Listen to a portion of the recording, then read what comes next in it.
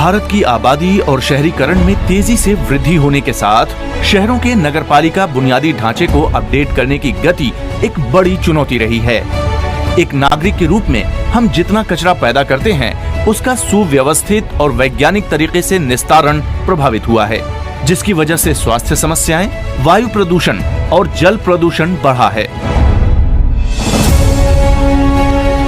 2 अक्टूबर 2014 को शुरू हुए भारत सरकार के स्वच्छ भारत मिशन को प्रोत्साहन देने से हमारे शहरों को प्रभावी ढंग से साफ करने पर ध्यान केंद्रित किया गया है, लेकिन बड़ी चुनौतियां अभी भी बनी हुई हैं। आत्मनिर्भर भारत के इस एपिसोड में देखिए कि भारत के शहरी स्थानों को किस प्रकार स्वच्छ बनाया जा सकता है। इसके लिए भारत के सबसे बड़े गाजीपुर लैंडफिल साइट से बेहतर जगह कौन सी हो सकती है। यहाँ पूर्वी दिल्ली नगर निगम अपशिष्ट को कम करने के प्रयास में जुटा है। दिल्ली का ये बदनाम कचरे का पहाड़ 1984 से लगातार आकार ले रहा है। EDMC के लिए ये एक कठिन चुनौती और चुनौतीपूर्ण कार्य है, लेकिन ऐसी ही समस्याओं का सामना भारत के सभी शहरों को करना पड़ रहा है। यहाँ हम देखेंगे कि गाजीपुर में कचरे की खुदाई किस प्रकार की जा रही है और कैसे इसे विभिन्न प्रक्रियाओं के लिए ट्रॉमल मशीनों द्वारा अलग किया जा रहा है, जैसे कि कचरे के संयंत्र में ऊर्जा पैदा करने में इसका उपयोग, निर्माण कार्यों के मलबे का उपयोग खड़ंजे और निर्माण सामग्री बनाने के लिए और गीले कचरे का उपयोग खाद बनाने के लिए किया जा रहा है। इससे लैंडफिल तक पहुँचने वाले कचरे को कम किया जा सकता है और इसकी सामग्री को संसाधित करके अधिक प्रभावी ढंग से फिर से इस्तेमाल में लाया जा सकता है। इसके अलावा और भी काफी कुछ देखिए केवल इंडिया साइंस पर। दिल्ली के बाहरी इलाके में स्थित 70 एकड़ का गाजीपुर स्थल एशिया के सबसे बड़े लैंडफिल स्थलों में से एक है। यहाँ भारत की राष्ट्रीय राजधानी से प्रतिदिन लगभग 2500 से 3000 मीट्रिक टन ठोस कचरा पहुँचता है। 2002 में ही गाजीपुर साइट की वहन क्षमता अपने चरम पर पहुँच गई थी, लेकिन अब भी विभिन्न नगर पालिकाओं के कचरे से लदे सैकड़ों ट्रक यहाँ रोजाना आते हैं और इसकी वजह है दुनिया के तमाम बड़े शहरों की तरह दिल्ली में भी अब अपने कचरे को संभालने के लिए जगह बची ही नहीं। लेकिन पिछले कई दशकों में पनपी कुछ समस्याएं अभी भी बनी हुई हैं। 1984 में जब गाजीपुर साइट की शुरुआत हुई थी, तब से यहाँ लगभग 140 लाख टन कचरा एकत्र हुआ है, जिससे इस लैंडफिल साइट के करीब रहने वाले लोगों के लिए जीवन खतरनाक बन गया है।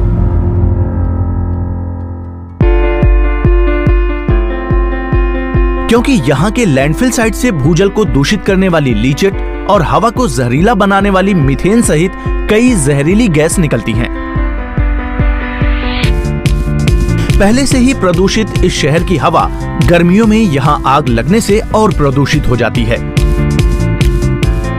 गाजीपुर के इस कचरे के पहाड़ से कई बार 2018 के जैसी गंभीर परिस्थितियां पैदा होती हैं।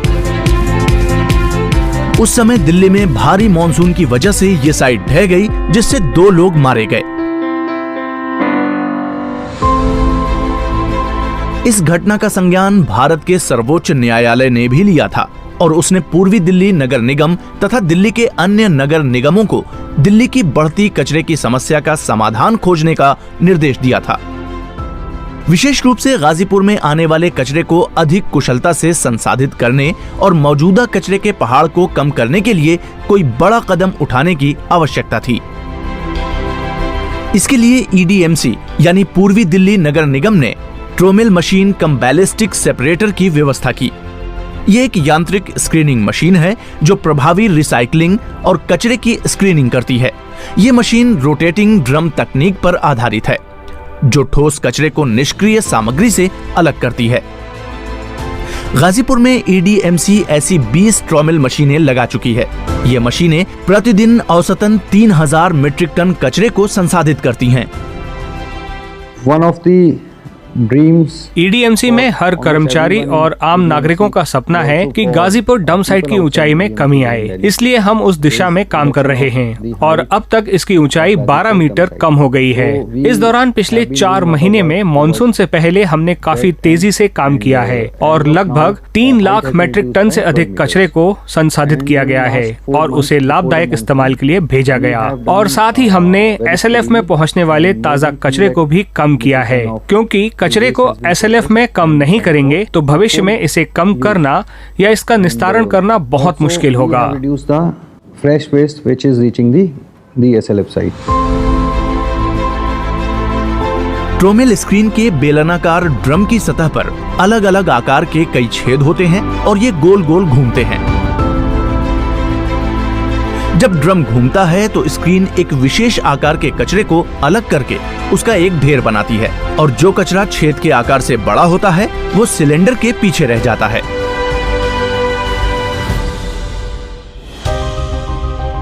ये मशीन सूखे और गीले दोनों तरह के कचरे के लिए इस्तेमाल की जा सकती है। ट्रोमेल मशीनें काफी प्रभावी और उपयोगी हैं, जो ठोस कचरा प्रबंधन में महत्वपूर्ण भूमिका निभाती हैं, क्योंकि कचरे की रिसाइकलिंग और उसका फिर से उपयोग तभी संभव है जब इसे ठीक से अलग किया जाए। कचरे की छंटाई की क्षमता के आधार पर ये मशीनें विभिन्न व्यास और लंबाई के साथ विभिन्न आकारों में उपलब्ध हैं। इसलिए इनका उपयोग छोटी नगर पालिकाओं में भी कचरे की छंटाई के लिए किया जा सकता है। ट्रोमेल मशीन कचरे को 3 प्रमुख श्रेणियों में अलग करती हैं।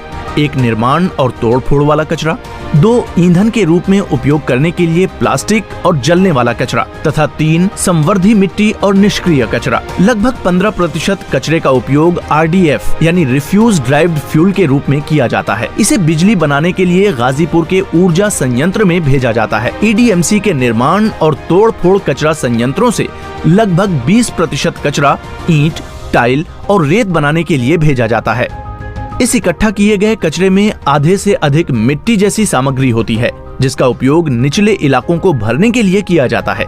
इसे NTPC के इको पार्क में भी भेजा जाता है, जहां इस तरह का अब तक 8000 टन कचरा ले जाया जा चुका है। बचा हुआ कचरा EDMC के पार्कों में भेजा जाता है। EDMC ने सड़क निर्माण में निष्क्रिय सामग्री के उपयोग के लिए भारतीय राष्ट्रीय राजमार्ग प्राधिकरण के साथ एक MOU यानी समझौता ज्ञापन पर भी हस्ताक्षर किए थे। And at the same time, समस्या इसके प्रसंस्करण में नहीं बल्कि इसके जो उत्पाद मिलते हैं उसके निपटान में है। हमें निष्क्रिय चीजों का निपटान करना है। उपयोगकर्ता और एजेंसी के बीच इस निष्क्रिय सामग्री की गुणवत्ता के उपयोग के बारे में आशंका होती है कि इससे उनके उत्पाद लाभदायक होंगे या नहीं।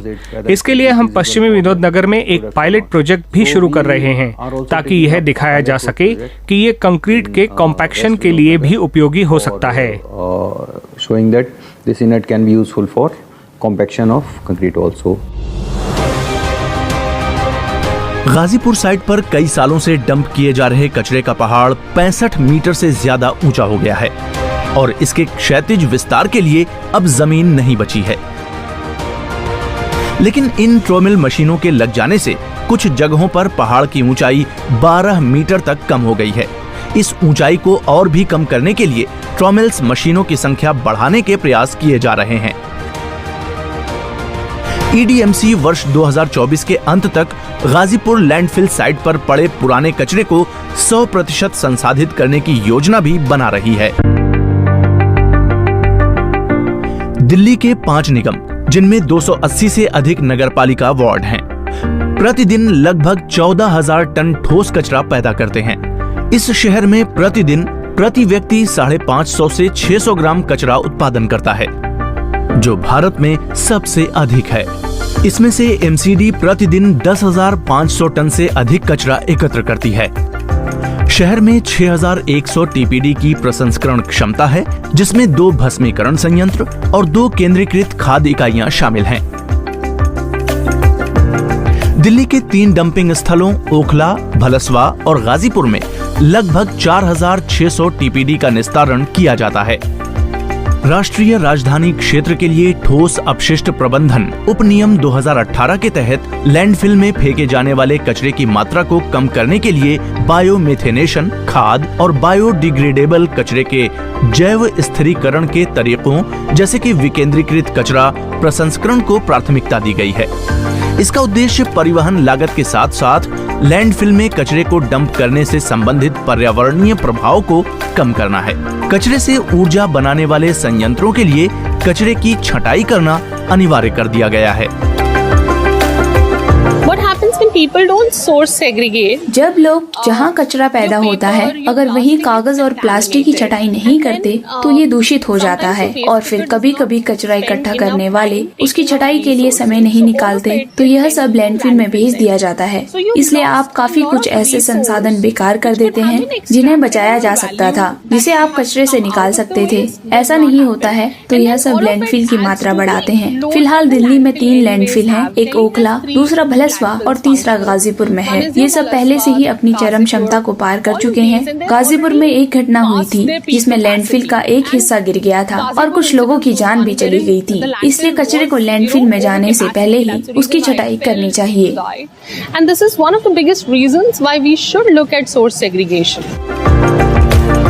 दिल्ली में नगर पालिका स्तर पर काम करने वाले दिल्ली नगर निगम और अन्य एजेंसियां जैसे कि NDMC और दिल्ली छावनी परिषद को भी यह सुनिश्चित करने की आवश्यकता है कि बागबानी, पार्क और बागीचे के कचरे को पहले की तरह फेंकने के बजाय वहीं संसाधित किया जाए जहां ये पैदा होता है। यानी पार्क और बागीचों में खाद क्या होती है? ये एक ऐसा मिश्रण है जिसमें बड़े पैमाने पर सड़े हुए कार्बनिक पदार्थ होते हैं जो मिट्टी को उपजाऊ बनाने के लिए उपयोग किए जाते हैं। ये आमतौर पर पौधे और खाद्य अपशिष्ट को विघटित करके और कार्बनिक पदार्थों को रिसाइकिल करके तैयार किया जाता है। खाद में आमतौर पर लगभग 2% नाइट्रोजन, 0.5 से 1% फास्फोरस और लगभग 2% पोटेशियम होता है। बागीचों, बागबानी, शहरी कृषि और खेती में मिट्टी की उर्वरता में सुधार के लिए खाद उपयोगी होती है। ये मिट्टी की संरचना में भी सुधार करती है, पौधों के लिए पोषक तत्वों को एक विस्तृत श्रृंखला प्रदान करती है और मिट्टी में लाभकारी जीवाणुओं को बढ़ाती है। एक अंग्रेज वनस्पति शास्त्री सर अल्बर्ट हावर्ड ने मैनुअल और आधुनिक खाद को व्यवस्थित किया था। 1905 में भारत में रहने वाले सर हावर्ड ने जीवन के लगभग 30 साल जैविक बागबानी और खेती के साथ प्रयोग करते हुए बिताए। उन्होंने 1931 की शुरुआत में गड्ढे में खाद बनाने की प्रणाली विकसित की और इसे अल्बर्ट हावर्ड और यशवंत डी वार्ड द्वारा लिखित the waste products of agriculture, their utilisation as humus नामक एक किताब में प्रकाशित किया। इसे बाद में आचार्य और सुब्रमण्यम द्वारा विकसित किया गया था। इसकी विधियों और पारंपरिक रूप से खाद बनाने की इंदौर और बेंगलोर विधियों के रूप में जाना जाता है। खाद बनाने में कार्बनिक पदार्थों का अपघटन होता है। इसमें ऑक्सीजन की उपस्थिति में कचरे का सूक्ष्म जीवी अपघटन होता है। जैविक या बायोडिग्रेडेबल कचरे को मिट्टी जैसे पदार्थ या खाद में बदल दिया जाता है, जिसका उपयोग मिट्टी की गुणवत्ता सुधारने के लिए खाद के रूप में किया जाता है। खाद बनाने के महत्व पर ज्यादा जोर नहीं दिया जाता, जबकि यह प्रक्रिया हमारे घरों से जैविक कचरे को उसके शुरुआती वजन के 20 से 30% तक कम कर देती है और इसे एक उपयोगी उत्पाद में बदल देती है। खाद बनाने की प्रक्रिया में 4 मुख्य घटक शामिल होते हैं: कार्बनिक पदार्थ, नमी, ऑक्सीजन और बैक्टीरिया। खाद बनाने की प्रक्रिया के लिए नमी काफी महत्वपूर्ण है। यदि ढेर बहुत अधिक सूखा है तो अपशिष्ट पदार्थ बहुत धीरे धीरे विघटित होंगे और बैक्टीरिया द्वारा पौधों की सामग्री को तोड़ने के लिए ऑक्सीजन की आवश्यकता होती है। इसलिए खाद बनाने की प्रक्रिया में बैक्टीरिया और अन्य सूक्ष्म जीव अहम कर्मी होते हैं। कार्बनिक पदार्थ, पानी और ऑक्सीजन की आपूर्ति होने पर कचरे में मौजूद बैक्टीरिया कार्बनिक पदार्थों को उपयोगी खाद में बदल देते हैं।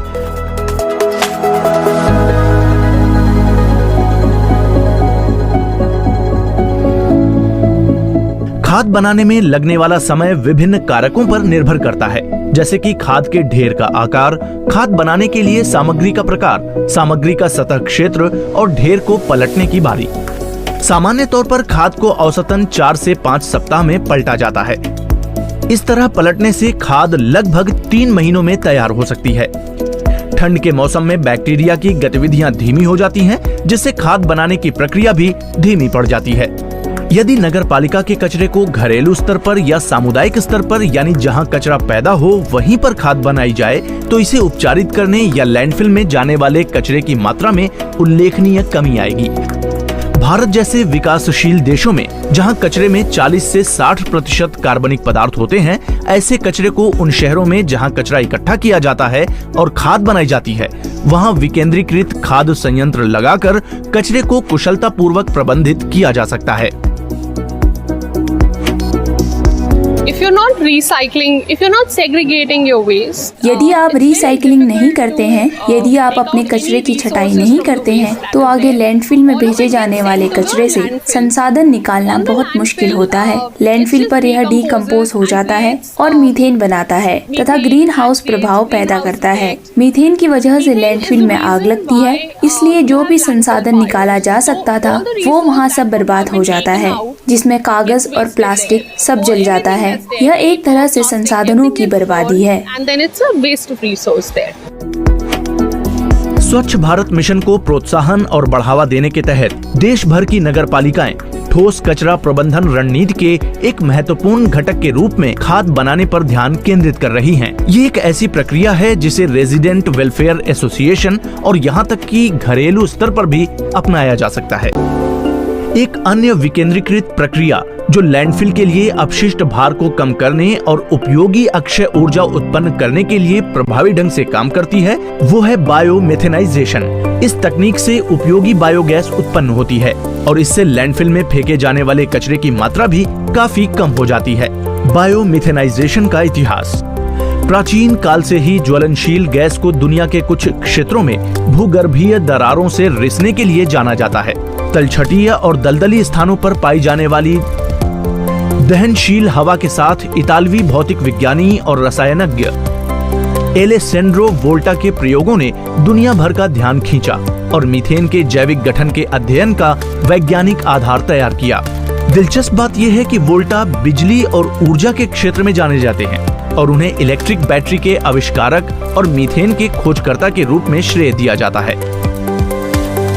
बायोमिथेनेशन एक ऐसी प्रक्रिया है जिसके द्वारा सूक्ष्म जैविक रूप में कार्बनिक पदार्थों को अवायवीय परिस्थितियों में बायोगैस में बदला जाता है। इसमें सूक्ष्म जीवों के 3 मुख्य शरीर क्रियात्मक समूह शामिल होते हैं: किण्वन बैक्टीरिया, कार्बनिक अम्ल ऑक्सीकृत बैक्टीरिया और मिथेनोजेनिक आर्किया। ये सूक्ष्म जीव कार्बनिक पदार्थों को मीथेन और कार्बन डाइऑक्साइड में अपघटित करते हैं। शहरी क्षेत्रों में उत्पन्न होने वाले ठोस जैविक कचरे के प्रबंधन के लिए बायोमेथेनेशन तकनीक एक व्यवहारिक विकल्प के रूप में उभरी है। अपशिष्ट भार को लगभग 50% तक कम करने के अलावा बायोमेथेनेशन बायोगैस, खाद व्युत्पन्न और पोषक तत्वों को बढ़ाता है। बायोगैस मेथनोजेनेसिस नामक अवायवीय जैविक प्रक्रिया का एक उत्पाद है जो ऑक्सीजन की अनुपस्थिति में होता है। इस प्रक्रिया को बायोमेथेनाइजेशन भी कहा जाता है। बायोगैस बायोमेथेनाइजेशन का सह उत्पाद है जो मीथेन यानी CH4 और कार्बन डाइऑक्साइड यानी CO2 के साथ साथ ऑक्सीजन, नाइट्रोजन और कुछ अवशेष गैसों का मिश्रण है। बायोगैस के मानक अनुप्रयोगों में हीटिंग और बिजली उत्पादन शामिल है।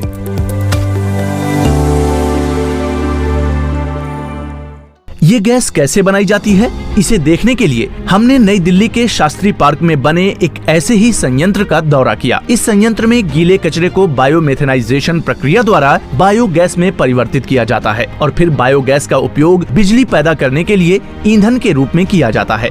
इस संयंत्र की क्षमता 5 टन प्रतिदिन है। ये प्रतिदिन 450 किलोवाट प्रति घंटा बिजली उत्पन्न करता है, जिसमें से लगभग 200 किलोवाट घंटा बिजली संयंत्र के रोजाना संचालन में उपयोग की जाती है और बाकी को ग्रिड में स्थानांतरित कर दिया जाता है। We have set up 2 5-ton plants of biomethanization. हमने मिथेनेशन के द्वारा जैविक कचरे से बिजली बनाने के लिए 2 5 टन के संयंत्र स्थापित किए हैं और हमारे पास 1 टन क्षमता वाले 10 संयंत्र भी हैं। इसके अलावा पहले से ही प्रतिदिन 100 टन जैविक कचरे वाली एक परियोजना चल रही है। विशेष रूप से गोबर के इस्तेमाल का कार्य प्रगति पर है और हमें उम्मीद है कि यह भी जल्दी ही स्थापित हो जाएगा। इसके अलावा 1200 टन वाला बायोमिथेनाइजेशन प्लांट पर भी योजना चल रही है और हमें उम्मीद है कि अगले साल तक यह भी चालू हो जाएगा। In planning stage and again we hope that by end of next year it will be operational. आइए देखते हैं कि ये संयंत्र कैसे काम करता है। नगर निगम की गाड़ियां प्लांट में गीला कचरा लाती हैं, फिर कचरे की छंटाई की जाती है और इसमें से प्लास्टिक और अन्य वस्तुओं को अलग किया जाता है। इस अलग किए गए कचरे को फिर क्रशर मशीन में डाला जाता है जो फीड को एक गाढ़े घोल में बदल देता है। इस घोल को फिर डाइजेस्टर में डाला जाता है जहां इसे लगभग 40 डिग्री सेल्सियस पर जमा किया जाता है। 20 दिनों के बाद फीड से बायोगैस निकलने लगती है। फिर इस बायोगैस को स्थानांतरित किया जाता है और एक विशेष कंटेनर में संग्रहित किया जाता है, जिसे बैलून कहा जाता है। बायोगैस में मीथेन और कार्बन डाइऑक्साइड के साथ सल्फर भी होता है। सल्फर को हटाने के लिए बायोगैस को स्क्रबर नामक फिल्टर के माध्यम से गुजारा जाता है, जो सल्फर को अवशोषित करता है और बाकी बची हुई मीथेन और कार्बन डाइऑक्साइड को बिजली उत्पादन के लिए जनरेटर में स्थानांतरित कर दिया जाता है। बचे हुए घोल को लगभग 20 दिनों के बाद खाद के रूप में इस्तेमाल किया जा सकता है। खाद बनाने और बायोमिथेनाइजेशन की तकनीकें अपनी मीथेन उपयोग क्षमता के कारण कार्बन फाइनेंस का लाभ उठा सकती हैं, क्योंकि ऐसी प्रक्रियाएं न केवल ठोस कचरे के भार को कम करती हैं, बल्कि इसमें से मीथेन जैसी ग्रीन हाउस गैसों को हटाकर पर्यावरण की रक्षा भी करती हैं। बायोडिग्रेडेबल या जैविक कचरे को लैंडफिल में जाने से रोककर खाद बनाने वाले संयंत्र मीथेन गैस उत्सर्जन को काफी कम करते हैं और इस कमी को उत्सर्जन में कमी के रूप में दर्शाया जा सकता है तथा इससे कार्बन फंड में कमाई की जा सकती है।